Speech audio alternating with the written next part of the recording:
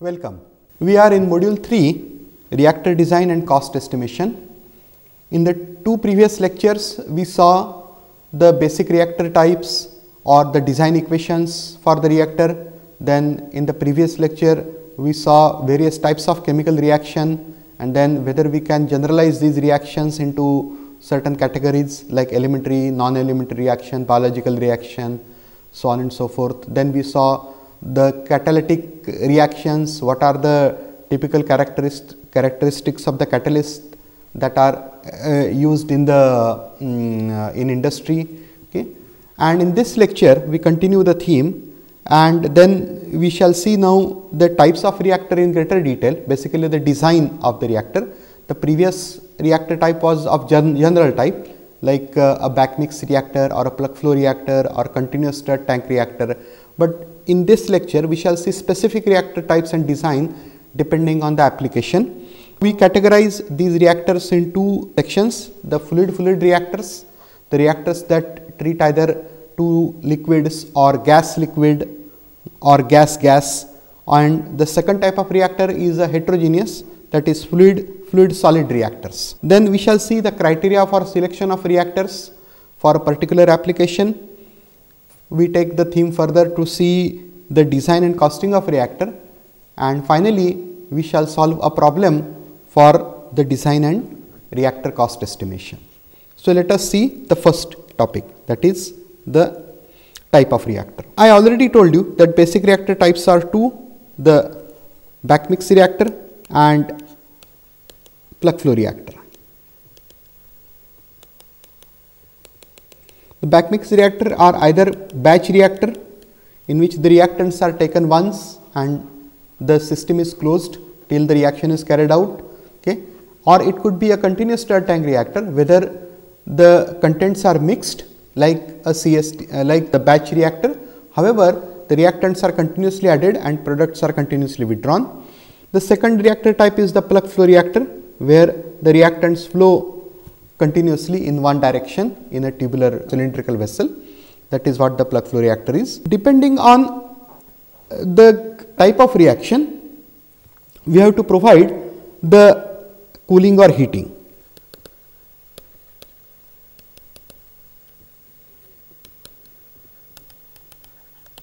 We can provide cooling or heating either in the form of jacket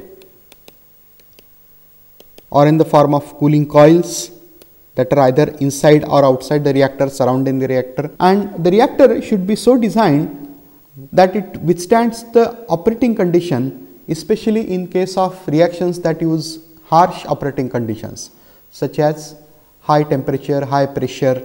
Okay. The material of construction is another issue that we are going to address later, but the reactor should be so designed that it withstands the operating pressure and temperature. NPTEL also has special courses on process equipment design. So this topic will be covered in greater detail in those courses. So I do not include it here.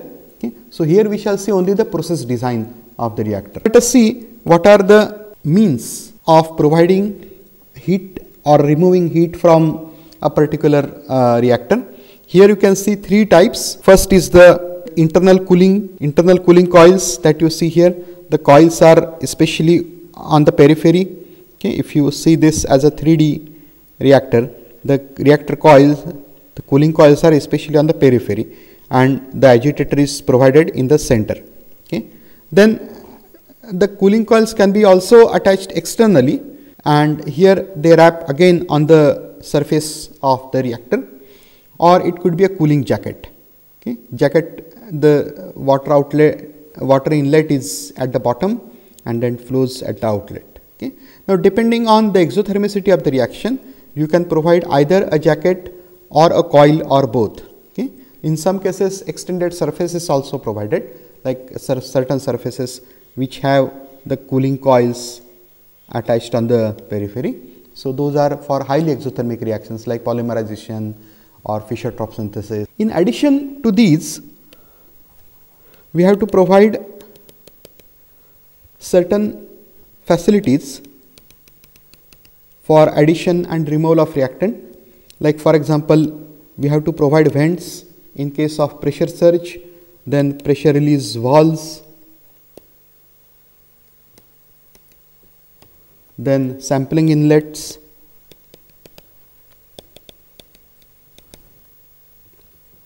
seals, and auxiliaries for agitation.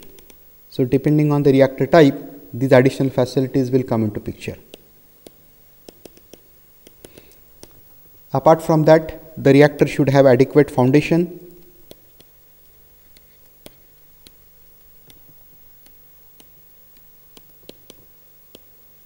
either concrete or steel or both supports. Then we have to provide facility for personal access.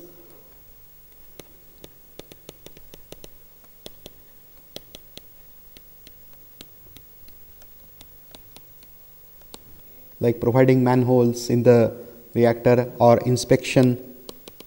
We have to provide the view windows over which we can, like glass windows to the reactor through which the operator can see inside the reactor, and certain provisions for the maintenance.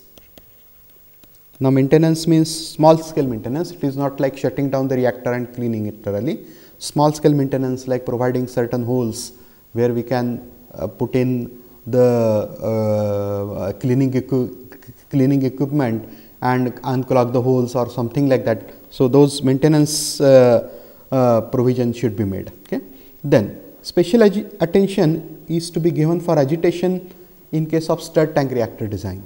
Now most of the reactors are stirred tank type reactors because the reactant mixture has to be agitated, and correct agitation is critical for reactor performance. Okay. Now criteria for correct agitation. Criteria for selection of agitator. We have to first see the physical properties of the reactants. What is the density? What is the viscosity? If the reactants are highly viscous, we cannot provide agitation at high rates. Okay. Secondly, if we want to have, like for example, like juice concentration, if you want to have operation for a thermally degradable reactant, then we have to have agitator of special type. It should not cause mechanical damage. Like for example, in case of biological reactions like fermentation reactions, etc., if the mechanical agitator is rotated at high RPM, then it can cause damage to the cells.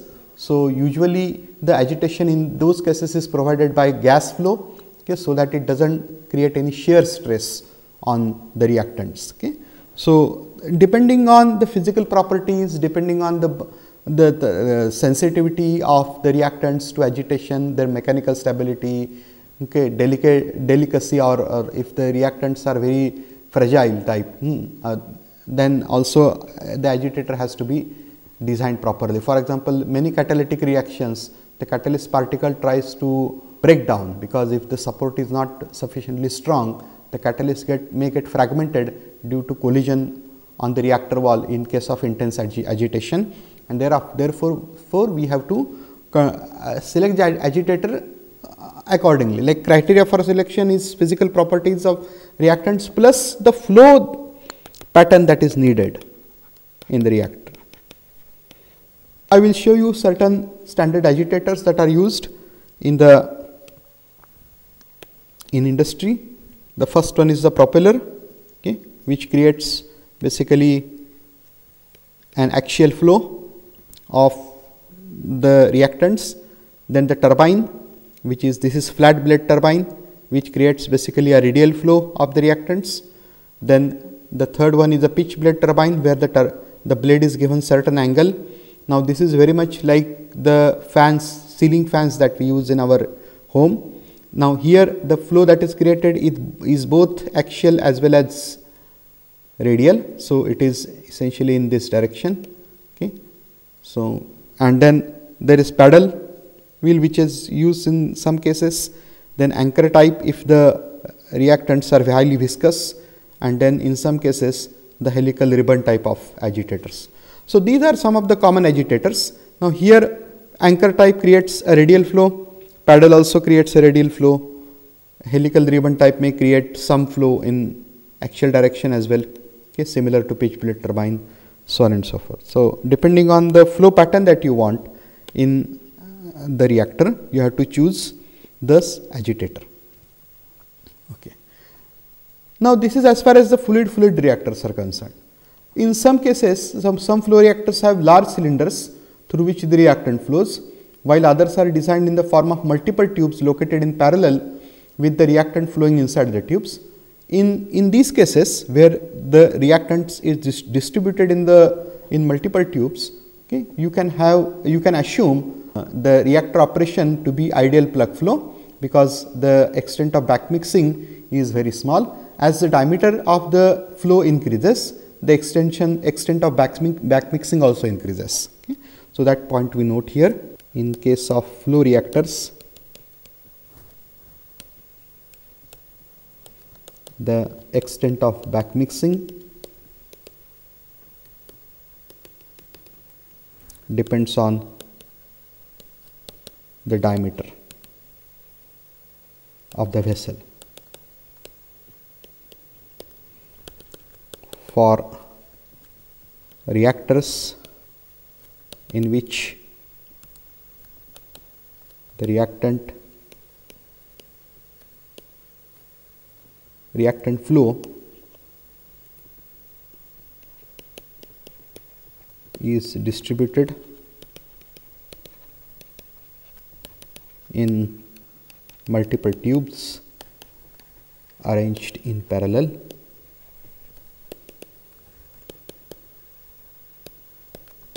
the flow can be assumed to be ideal plug flow, as back mixing is small. Okay. Now this is as far as the fluid reactors are concerned. Now the topic of fluid solid reactors. These are essentially the catalytic reactors. Now use of catalysts requires special reactor design to account for the mass and energy transport issues. Okay. Here the mass transfer limitations are more pronounced. Okay. There are various designs available based on the relative motion of the reactant. The three basic type of reactors are either a single fixed bed reactor. I will show you a basic sketch of these reactor types.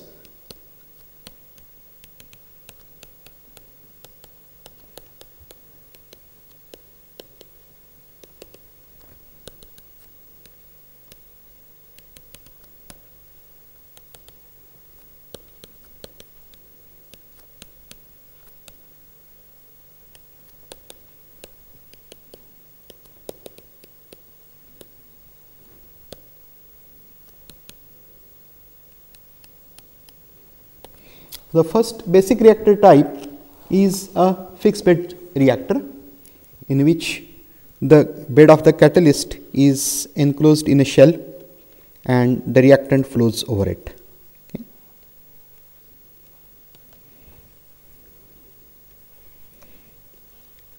Below and above the bed there is a distributor.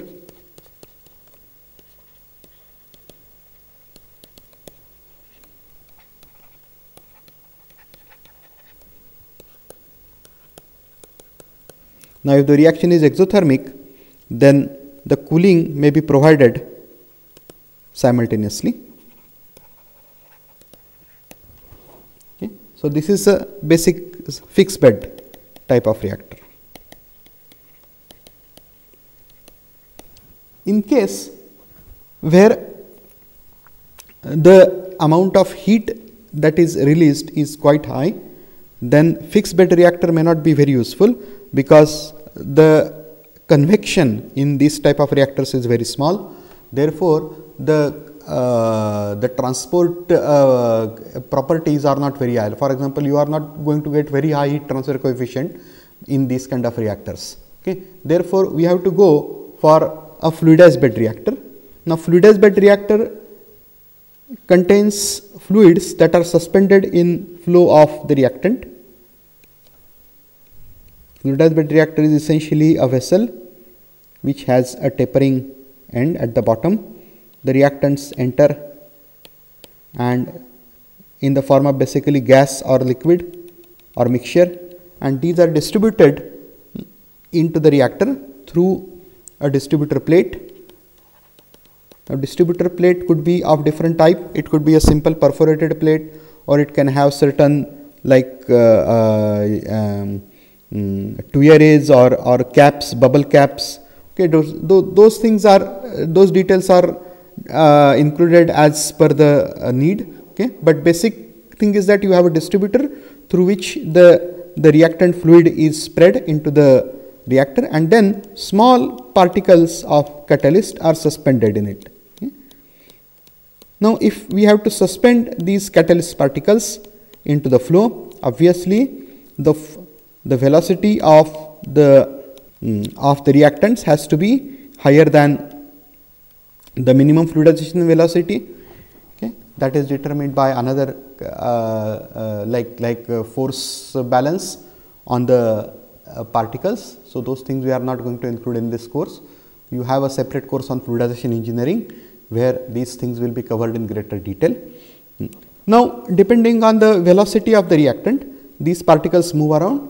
So, you get different regimes of fluidization like bubbling regime, churn regime, or fast fluidization, turbulent fluidization, and in case where the flow of reactant or the velocity of the reactants exceeds the terminal settling velocity of the particles, then these catalyst particles may get carried away, and then you have to, at the outlet, you have to capture these particles in a cyclone separator and return back to the bed. So, this is like the fluidized bed reactor. Fluidized bed has two operating regime, bubbling bed or bubbling or turbulent, and second is circulating fluid. These reactors have everything mixed, so the performance of this reactor is very similar to CSTR. Then the third type of reactor is a moving bed reactor. These are especially used when the fouling is high or catalyst deactivation rate is high, so that you can continuously remove catalyst from the reactor and then regenerate it. Here the reactants and the catalyst particle flow counter current to each other. Reactant enters at the bottom and the catalyst particles are added at the top. However, unlike the fluidized bed reactors, here the velocity of the reactants is sufficiently small, so that all the flow occurs between the voids and there is no movement of the particles in the direction of the reactant flow. So, particles move continuously down slowly, and these are removed, a side outlet.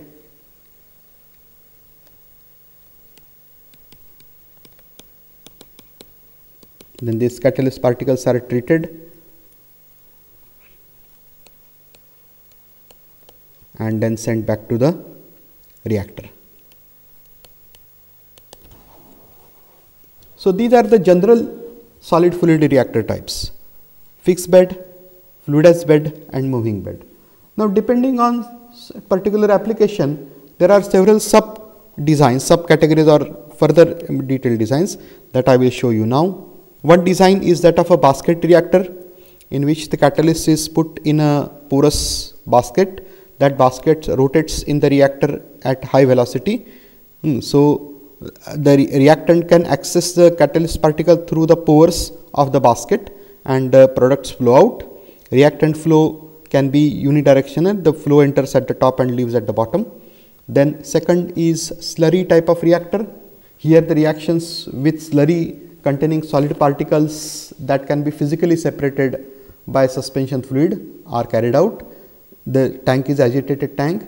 These reactors are simple in design and they have good transport properties, especially for highly exothermic reaction, and then control can be provided, as sufficient control can be provided over the reactor conversion, reactor performance without any compromise to catalyst access. In fact, catalyst particles can be added or removed also continuously through the flow of slurry. However, the one major demerit is the erosion in this reactor. The reactor erosion occurs because of the speed of agitation is high, and therefore impingement of the reactor particle over the reactor wall can cause certain erosion of the reactor wall, as well as it can cause fragmentation of the particle. Okay. Then the next is the multitubular reactor. Multitubular reactor, as I already mentioned earlier, the catalyst is the reactant is distributed.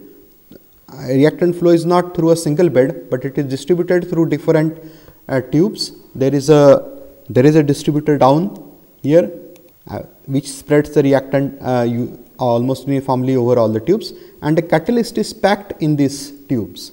So these are like multiple fixed bed units where multiple beds or catalyst filled tubes arranged in parallel, and heat conducting fluid can flow outside these tubes. You can achieve good thermal control and uniformity of residence time distribution in these type of reactors.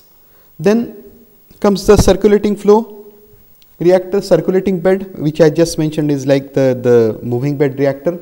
These are essentially same as fluidized bed reactor, but they create suspension of particles through fluid impingement. Okay. Like in some cases spouted bed reactors are used, where the reactant flows through a shallow bed of catalyst particles, and then it lifts the catalyst particles slightly so as to create more voids or more mixing. Okay. So these are the moving bed, or sometimes called as spouted bed reactors. These are same, these are like the family members of fluidized bed reactor itself. Okay. However, the velocity of the fluid motion is relatively small. Then there are like thin or shallow bed reactors in which the reactant fluid flows through catalyst mesh or thin beds, and these are suitable for fast reactions where good control is required over the residence time distribution and temperature. These are quite simple in construction and particularly useful for catalyst reactivation, maintenance and removal of larger heat load. Then comes the category of dispersion reactor. Now there are two types of dispersion reactors shown here: gas dispersion and liquid dispersion. These are typically fluid containing vessels that allow dispersion of liquid and gas phase reactant by bubbling the latter through the liquid or dripping the liquid in the gas stream or into less dense liquid. Like in the first reactor type, the gas is bubbled through a reactor. In some cases the gas sparger is used, a ring which distributes the gas uniformly throughout the reactor vessel. In case of large diameter, okay, the liquid flows continuously. In case of liquid-liquid reactions, the lighter liquid is sparged from the bottom. Again, there is a distributor here which spreads this particular liquid in the form of droplets which move upward through a denser liquid, and then the light liquid is taken out at the bottom. The heavy liquid can also be in the flow mode. It can enter continuously at the top and removed at the bottom. Okay. In some cases, film reactors are used. This design is to maximize the contact area for gas liquid reactions by bringing together a gas and liquid as a thin film over solid support. These reactors also offer increased thermal control due to solid support, like a packed bed reactor, over which a counter current operating packed bed reactor using certain packing like Paul rings, Raschig rings, IMTP packings. In this case, the liquid is spread in the form of a thin film that flows over, or it wets the packing surface, and the gas flows at the bottom, and because of this spread of liquid over the packing surface, very high interfacial area can be achieved. In some cases, they also used wetted wall column reactor, where the liquid is spread over a particular column which wets the wall of that particular column. This is especially for low surface tension liquids which can be easily spread in the form of film. Okay. Now we shall see the criteria for reactor selection. Which reactor is useful for which application?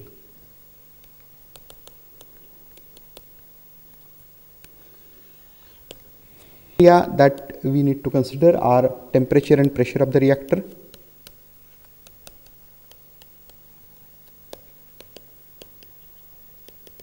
then second, need for removal or addition of reactants and products.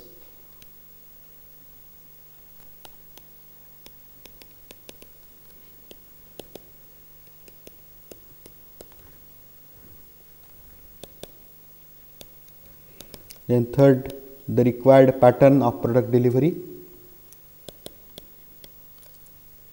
whether batch or continuous.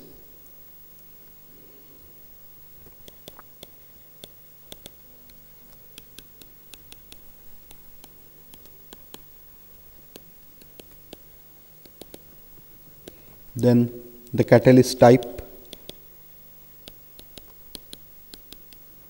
and use, requirement for solid catalyst replacement and contact with fluid reactants and products, then the relative reactor cost,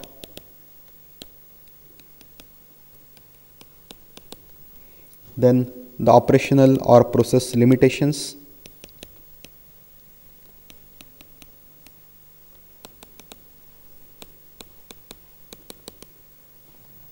and then safety, environmental factors.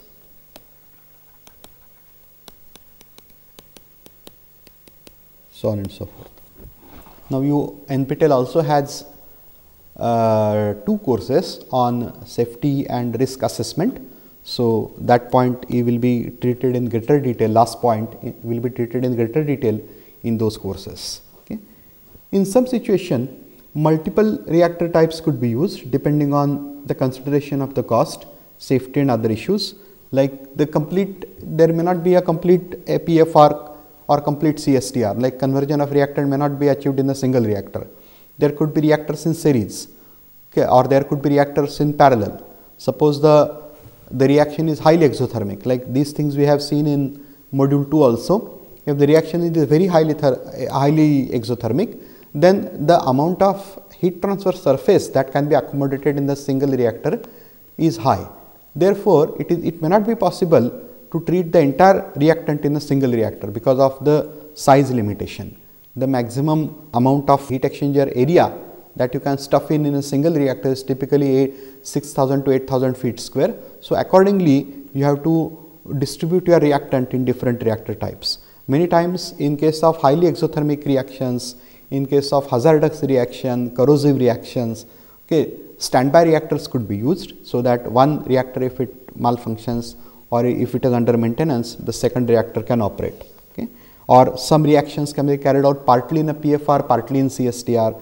Those things also we have seen before module 2, where the contacting pattern, depending on the order of the reaction, the kinetics of the reaction. There are no explicit guidelines for selection of reactors, but we can have some rules of thumb which we can use in selection of appropriate reactor for given application. I will now summarize some of these rules of thumb. For conversion up to 95% of equilibrium, performance of 5 or more CSTRs connected in series is equivalent to that of PFR. For conversion up to 95%, performance of 5 CSTRs in series is equivalent to that of 1 PFR. Okay. Then CSTRs to be used for slow liquid phase reactions or slurry reactors. Okay. Then third, batch reactors are best suited for production in very slow reactions, or those which foul the reactor, or those which require intensive monitoring and control.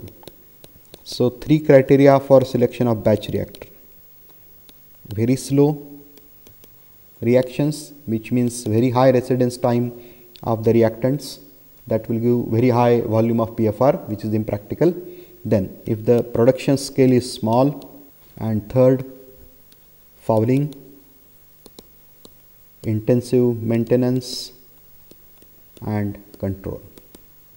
Okay. That is what the 3 criteria for batch reactors.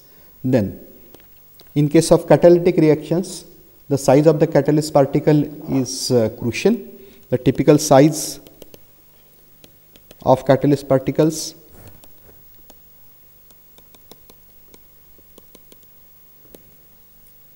3 millimeter or 0.003 meter for fixed bed reactor, because here you have to use a slightly larger size so as to have sufficient voidage, because if the voidage decreases, then pressure drop across the fixed bed decreases. Increases, pressure drop increases. So in order to have a judicious choice between interfacial area and pressure drop, 3 millimeter size is typical. If you go above this, then you have higher voidage but lesser surface area. Then for slurry reactors, 1 mm size.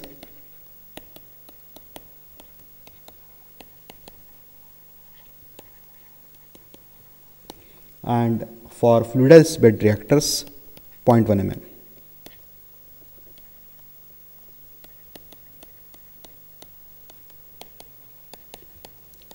Now, fluidized bed characteristics, in fluidized bed, the hydrodynamics and kinetics are very finely interwoven. Okay? If you use a larger particle size, then the terminal settling velocity increases. So the UMF increases, the minimum fluidization velocity. Okay? And then the residence time of the reactants decreases. So in that case, the particles are characterized as C, B, A and D. C for cohesive, B for big particle size, A is the actual size, which is typical catalyst size which used in case of FCC, and D is the very large size, that is in case of spouted bed reactors. Again, you have a course in NPTEL on fluidization engineering, also on particle characterizations. So these topics will be treated in greater detail in these courses. So we leave these things right here, okay, with introduction. Then the design of reactor system. Usually number of connected reactors are more economical than a single reactor. This also gives you certain flexibility in for maintenance and product distribution.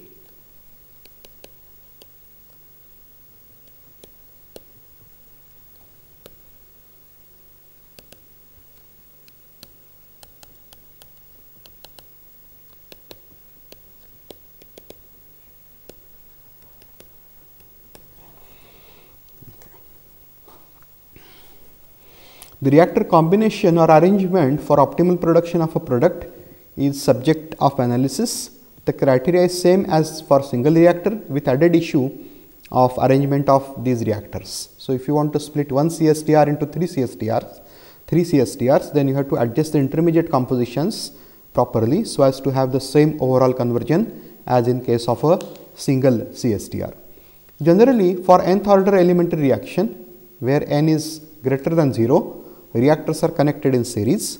Reactant concentration should be kept as low as possible if the reaction order is less than 1, if n is less than 1, and as high as possible for reaction orders greater than 1. For complex reactions where the reaction rate has a minima or maxima, okay, with respect to reactant concentration, there is no simple guideline. Okay. Therefore, these things have to be treated from like on case to case basis. Different conversions for same reactor system may call for different reactor combination and arrangement. Graphical methods for reactor design are quite useful. Again, you have two courses on chemical reaction engineering in which these things will be treated in greater detail. The graphical methods, typically for a PFR, the area under the curve, reaction rate curve, okay, versus conversion gives you the volume, and in case of CSTR, it is that square or rectangle of conversion that gives you the reactor volume. Okay. So basically graphical methods are useful for initial design, and after you get a order of magnitude or some idea of the volumes that are required, okay, then you can go for the further design. Then comes the topic of costing of the reactor. Design and cost of reactor vessel are handled in a similar manner as for the pressure vessels. Now there are several cost correlations that are available. What we see on the screen now is the installed or purchase cost of kettles. Okay. Cost includes the kettle, jacket, agitator, thermometer well, drive and support, manhole cover and a stuffing box. And you can see that the cost varies with respect to the material of construction, you can have 316 stainless steel kettles in case the corrosion is high. You can have a gas lined kettle where the corrosion is medium. You can have homogeneous lead lined steel kettles. You can have cast iron jacket where the corrosion is minimum. Okay. And then you also, what is shown here is the installed cost and purchase cost. Installed cost is somewhat higher because of the other things that are that come into picture, like creation of support, creation of electricity connections, insulation, painting, so on and so forth. Okay. These things we shall see we shall see in greater detail in the module of project economics. Okay. Then you also have the cost of the jacketed or stirred vessel. Here, depending on the type of agitation that is used, okay, the kilowatt or the power of agitation, the speed and the material of construction, the cost varies, and the capacity of the capacity of the reactor. Then you have the for high pressure reactions, the purchase cost of autoclaves. You have a glass lined vessel, carbon steel and stainless steel. Okay. So you have cost correlations available. So do calculations, estimate the volume of the reactor. Then depending on what kind of reaction you have to select the material of construction. That is another issue that again will be covered in the courses of safety and risk assessment. Okay. We are going to have a brief introduction of it. There are several grades of stainless steel, 304, 306, depending on the temperature and the pressure. Corrosion tables are available, okay, which give the extent of corrosion that occurs in a reactor over a period of time, and then you have to choose a proper material of construction for the reactor operation. Now again there is a trade off. If you choose a low cost material, then the price is low, but the durability of the reactor is also small. So you have to go for a trade off. With this theory, we will solve a small example on reactor sizing and cost estimation. I have chosen example on fermentation.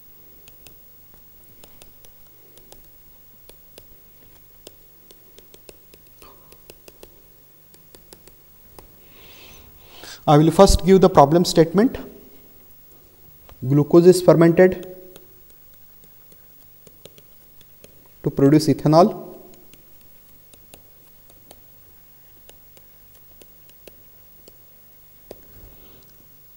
The microorganism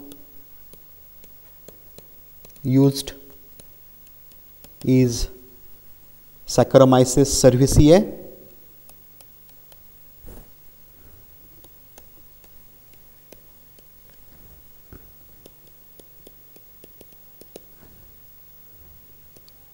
The temperature of operation is 303 Kelvin, it's close to ambient condition, and the rate expression with respect to glucose, the main reactant, is K into 1 minus C ethanol divided by C star ethanol.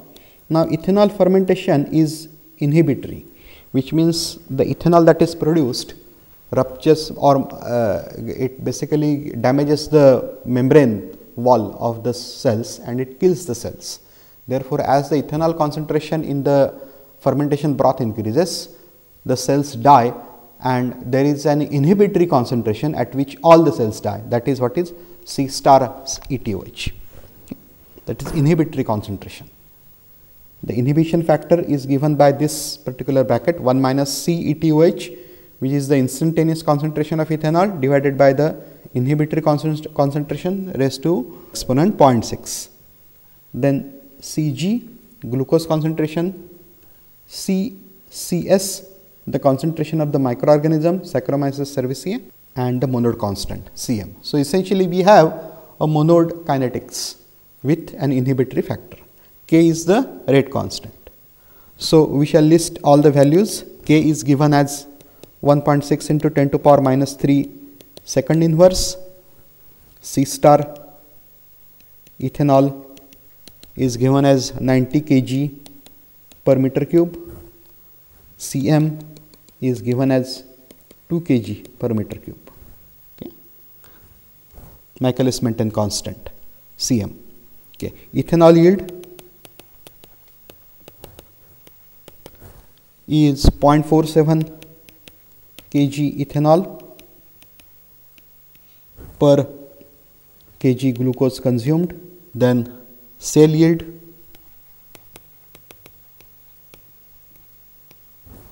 is 0.06 kg Saccharomyces cerevisiae, that we abbreviate by SC, per kg glucose.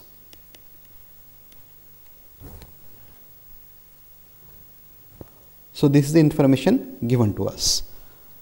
Now we have to first estimate the time required for 95% conversion of glucose in a batch reactor. Initial glucose concentration in the reactor is given to us as 15 kg per meter cube. Initial cell concentration as 0.015 kg per meter cube.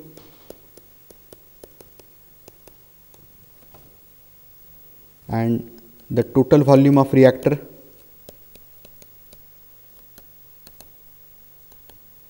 is 10 meter cube. However, it is filled to only 75% of volume, or let us write just 75% capacity. That is better. Okay. So we have to estimate the time for this particular condition. The second is that we have to determine the required flow rate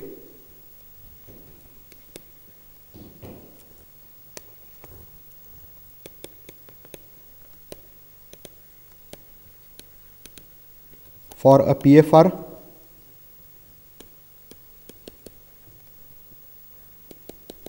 to produce same conversion as for the batch with same reactor volume. So the reactor volume is same. I would write here in bracket effective. Why, I will tell you later. Okay. Now here, however, the only difference is that the CS, the initial concentration of Saccharomyces cerevisiae, is not 0.015 but bit higher, 0.09 kg per meter cube. And the third thing we have to answer is what is the volume and cost for CSTR, continuous stir tank reactor. Here we write single CSTR, we are going to use only one for a single CSTR. Okay. Here the initial concentration, again initial concentration of microorganism is high. It is raised further almost 10 times to 0.95 kg per meter cube. And a flow rate of 3 meter cube per hour of glucose is maintained.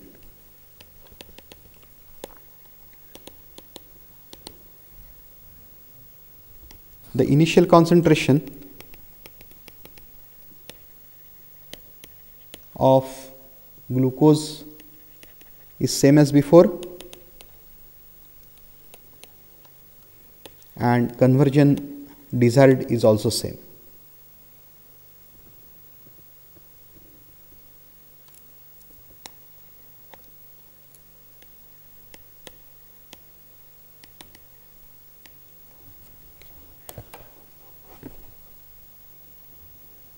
So this problem tries to analyze a biological process of fermentation of glucose to ethanol in 3 types of reactors, and in each case we have to estimate either the volume of the process or the flow rate or the time. We shall see a detailed solution of this in the next lecture, and we shall also try to find out or we shall also treat a similar problem in case of an inorganic process, that is production of methanol from synthesis gas, hydrogen plus carbon monoxide.